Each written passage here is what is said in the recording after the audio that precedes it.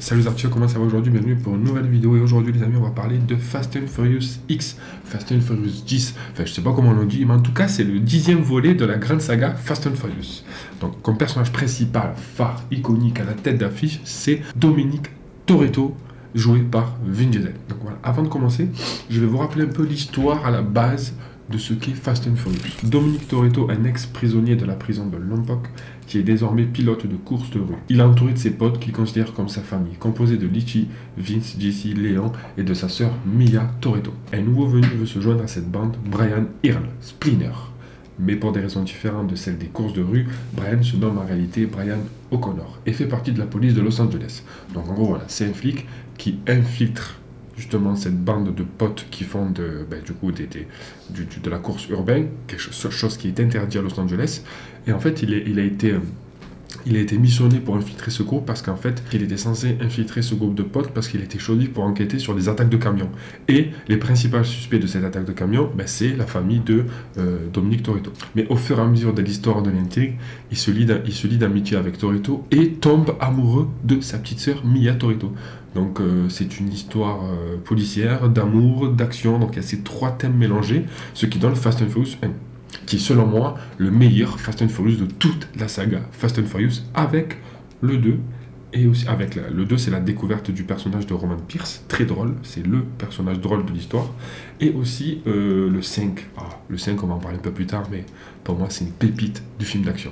Donc voilà, en gros, c'est ça à la base l'histoire de Fast and Furious, c'est un film policier, et le prétexte, l'élément d'action du film, c'est la course de voiture, la course automobile.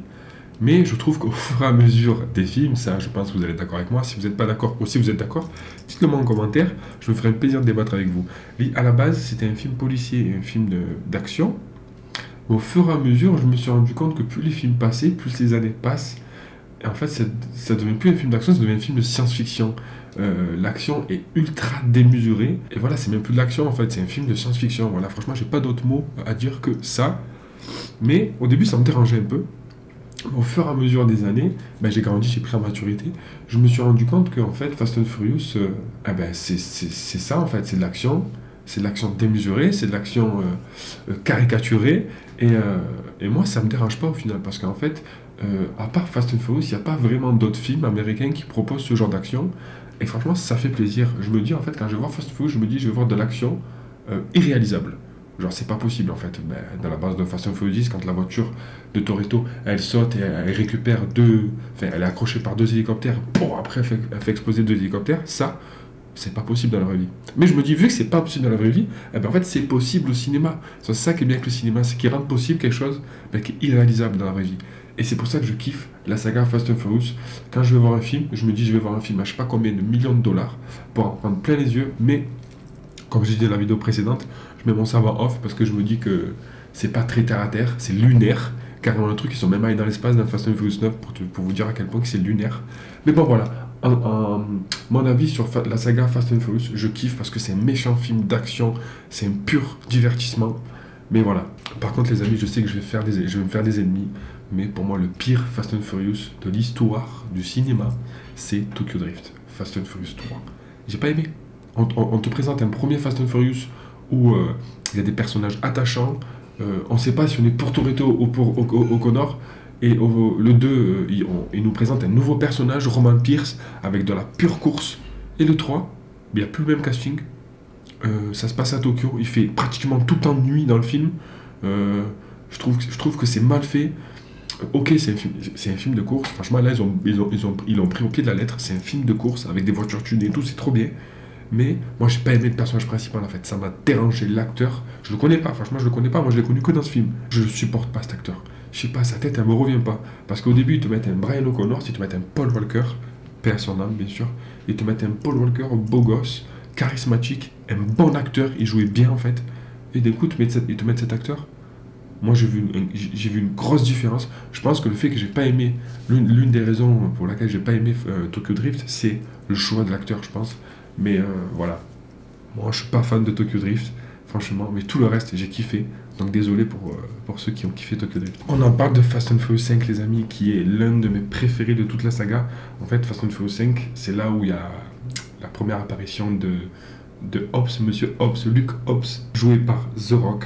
Donc voilà, Emilia et O'Connor, ils ont fait évader Toretto de la prison, et donc ils sont vus désormais pour les ennemis publics de l'État, et donc voilà, ils vont devoir faire face aux fédéraux en fait, et Hobbs a été missionné pour les arrêter, et franchement tout le film c'est de la course-poursuite, auto, à pied, il y a des cascades, il y a du combat, ça tire, franchement il y a de la course de voiture, franchement il y a tout ce que peut avoir un film d'action, et dans ce film, des paysages bien construits, parce que voilà, ça se passe à Rio, avec les bidonvilles, la plage, franchement, il y a un beau contraste entre chaque paysage dans la même ville, et franchement, moi j'ai kiffé ce film. Vous l'avez vu en principe, pour faire besoin de l'histoire, Luke Hobbs, il se lie d'amitié avec l'équipe Fast and Furious. En parlant de The Rock, les amis, là il y a eu des rumeurs, parce qu'en fait, voilà, faut savoir que il a été viré, ou il a arrêté de jouer dans les Fast and Furious, parce qu'il a eu des embrouilles avec Vin Diesel, et Vin Diesel, comme je vous l'ai dit, c'est le patron c'est le producteur de Fast and Furious, donc c'est lui un peu qui décide de tout, et il a eu une querelle avec Vin Diesel, et du coup il est parti de la franchise carrément, pour se joindre aux côtés de Warner Bros. Pour le personnage de Black Adam.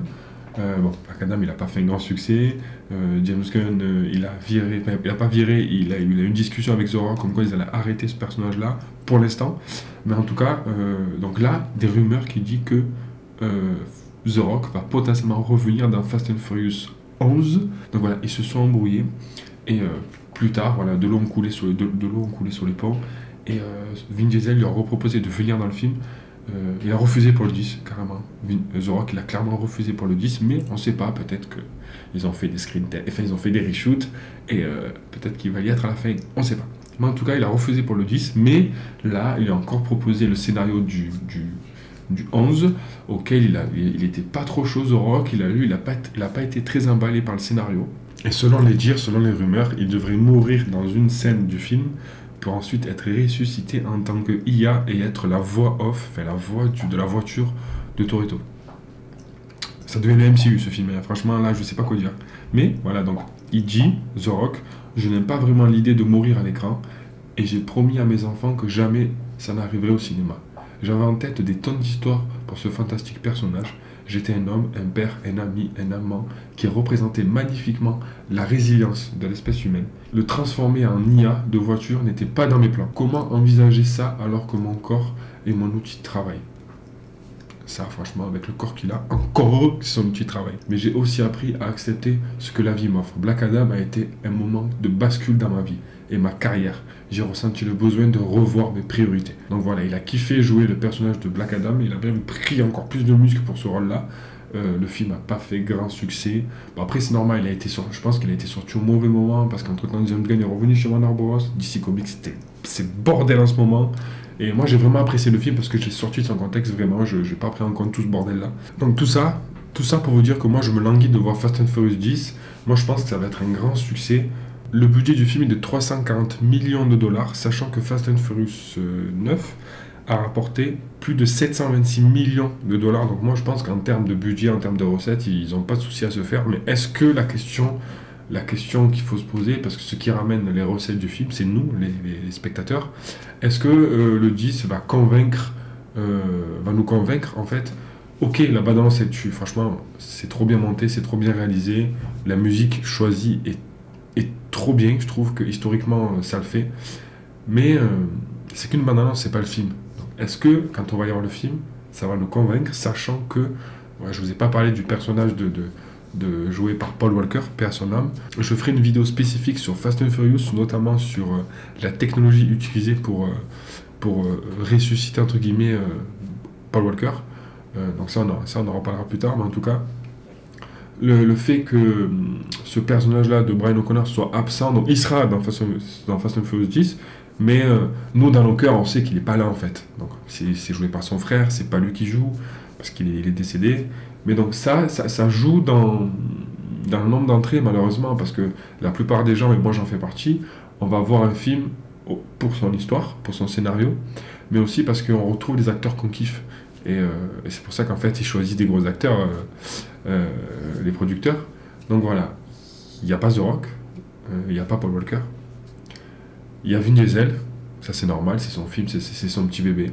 Donc moi je suis pas pessimiste quant à la sortie de ce film, mais est-ce qu'il va être à la hauteur du 9, du 7, le 7, incroyable, émotion sur émotion. Donc ça, je sais pas, parce que l'action est redondante, je trouve, il y a tout à la même. J'espère que là, ils vont sortir du lot, ils vont proposer de l'exclusivité, de l'innovation dans ce qui concerne l'action. Mais bon, je suis pas pessimiste, mais j'attends ça, même s'il n'y a pas The Rock, je pense que le film va être bien. Et voilà, c'est la fin de cette vidéo, les amis. Venez bastonner un gros pouce bleu si ça vous a plu. Et venez vous abonner, s'il vous plaît. Venez vous abonner. Voilà, là, je me lance dans la review, dans la réac. Donc voilà, si ça vous plaît, venez me soutenir. Venez vous abonner, activez la cloche de notification. On se dit à la prochaine pour une nouvelle vidéo. C'était Toto l'Artichaut. Heureux de vous avoir diverti. Ciao!